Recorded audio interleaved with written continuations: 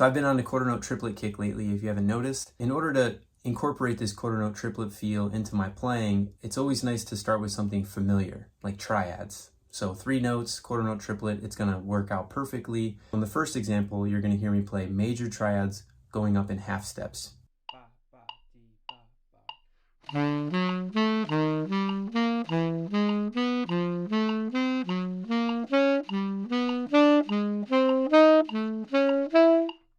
So the second example, I'm going to be playing in first inversion, and I'm going to be descending.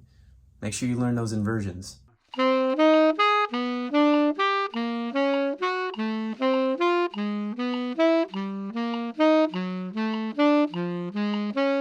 And then the third example, I'm going to be going in whole steps, and I'm going to be going 1 triad up, 1 triad down.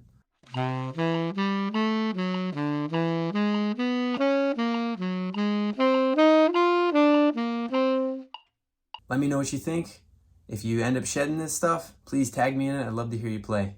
All right, later.